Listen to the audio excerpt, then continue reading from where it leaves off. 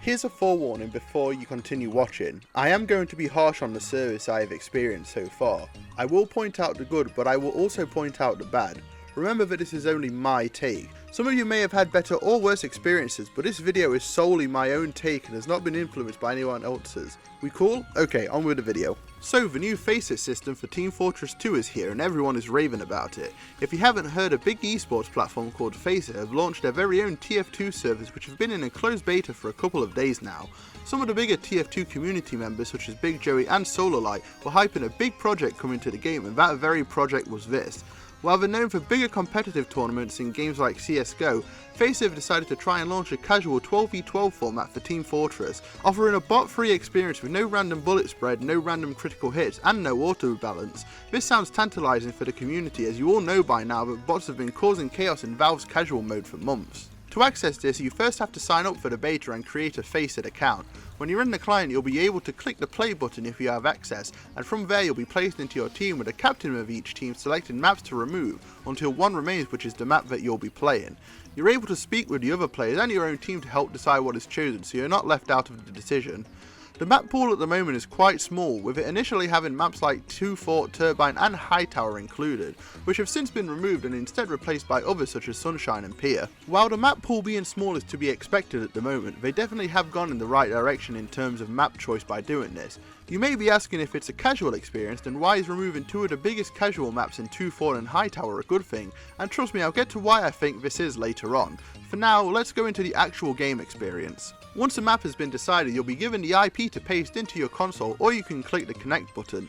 At the start there will be a warm-up timer to let everyone join. If too many players don't connect, then the match will be cancelled, otherwise the game will start as intended. If a player leaves while in game, they have a couple of minutes to rejoin, otherwise they'll have a cooldown timer before they can play again. What does this do with the balancing of the teams? Well, until they rejoin, or if they just don't ever again, the server replaces them with a bot to equal the player numbers out again. Now this is an excellent solution in my eyes, as rather than forcing others to join the losing side or abandon friends they've queued up with, FaceIt decides to just put a high level bot to cover up. And don't worry, these aren't the bad bots, they're the good old fashioned bots you've probably seen in trading modes or other similar places. For the match cancelling out at the start, however, I suppose it's okay.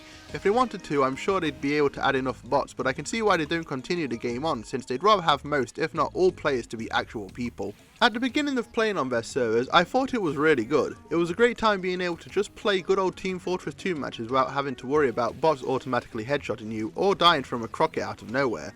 Playing with friends is also a good time, of course, as intended. Being able to play with your buddies is always fun regardless. However, as I kept playing, the cracks did start to appear. Firstly, the balancing. The team balance is all over the place from what I've played, and that's not good.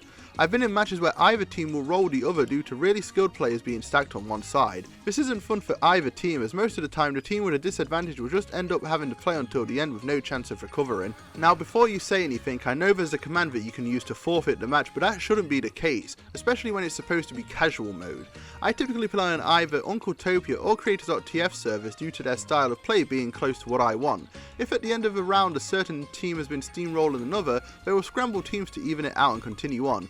This gives the losing players more of a chance to be able to win or get out there and do something instead of dying over and over again. Speaking of the players, let's talk about them. While playing on FaceIt servers, I have been mainly in the middle of the scoreboard, as like I said, higher skilled players are pretty common. In fact, they seem to be really good at the game, like, too good. I've come to the fact that as a pyro main, I'm not going to top the leaderboard all the time, that's just a fact. But FaceIt have claimed that this will be mainly focused on bringing a casual experience overall. However, that isn't the case for most of the matches I've played. Most players I've played with take matches far too seriously, playing as if their life depends on it. Too many heavy, soldier or demo pairings with medics and a lot of really good snipers have made many a game not enjoyable for me at all. They come in and have buff banners and crits pushing and playing as if this was competitive mode. I see why they're doing this, as the more you win, the faster you rank up, mainly after you get out of unremarkable. But I have never seen players this, well, sweaty before. I hate using the word tryhards as they're just playing the objective, but my god, I have never seen TF2 players be this aggressive after almost 12 years of playing. There was one game on Turbine where our team managed to cap the intel after about 10 plus minutes attempting to get by their engineer nest. That seemed to trigger something in the enemy team, as they were fucking relentless in attacking us after that. Uber upon Uber, push after push, they just kept coming as if we just called their mother a slur. It was ridiculous. Now, why am I complaining about players actually playing the game? I'm not. In fact, I encourage people to actually push the payload or capture a point, but I've had games where it was just unfun, not a single ounce of enjoyment was had. FaceIt are pushing this whole idea of not encouraging players that are too tryhardy and keeping it casual, but I have never experienced games this sweaty other than my experience with the TF2 Highlander a while back, and that was mainly just a fun thing. You can argue creators.tf don't have good players on them, sure, but on Uncletopia there's never been a player I consider bad, but I've always had fun regardless of what I play on. For the majority of the time on FaceIt, however, it's felt like diet competitive. Now, this isn't to say that it doesn't have its merits. I have enjoyed some of my time with the service, especially with friends. This is to be expected, though I have noticed that I don't get as frustrated when with others rather than on my own, and honestly what they're doing for the community is commendable. I love that they're providing an alternative to casual mode, as Valve don't seem to be doing anything to mitigate the nightmare that is their casual mode. And best of all, you can earn points by ranking up or completing missions which can then be used to buy actual TF2 items like Australian weapons. People have claimed unusuals can be obtained, but I haven't seen any evidence of that myself, just some high tier cosmetics and weapons on their store. But to get to the main point, FaceIt are doing more for the TF2 community than Valve have done in the last few years, and I'm happy for that. When I heard this was happening, I was ecstatic. I thought that this was nothing but good news, since a big company with really nothing to gain supporting a nearly 14-year-old game was great. And it is, but the service they're providing at the moment is not really what I was expecting. Too many people are treating this as if it was competitive mode, and some of their choices have been questionable. Like I said at the start with the map choices, removing CTF and payload race is good in the format that it's currently in, but not good if they're really going for a casual experience. TF2 has a lot of things to different players. To me, it's a relaxing, fun time where you can mess around. I take matches somewhat seriously most of the time, but I never really get frustrated when I keep dying or my team is losing. If I don't win, I brush it off and get on with it. When playing FaceIt, however, I do not enjoy playing at all. I just get frustrated and annoyed, especially when there are scouts who decide to suddenly target you from the other side of the map and won't leave you alone until they kill you. That's just not fun. I've become fatigued from it and had to take a break from playing TF2 because it got to the point where I didn't enjoy playing the game in any style, be it FaceIt or any other community servers in general. I feel like I need to end my rant here. I know it's in a very early stage at this point, and hell, it's not even open to everyone until the 20th. I'm sure that some of these will be remedied soon, with a public release most likely getting players that are more evenly matched rather than the one-sided battles I've experienced. And hey, they said that an ELO system will be coming soon, making players more equally skilled when they play. For now though, I've not really enjoyed my time. For how I think they should fix it, they obviously need a better map pool. 9 maps as of writing, this is not enough, and the whole drop system is kind of silly. Apparently we're able to choose up to 3 maps that we want to play, but it's bugged at the moment, saying that we need premium to do so. It seems like this would remedy the problem of choosing stupid or repetitive maps, but as of now it doesn't work. Hopefully this is fixed by the time the video comes out.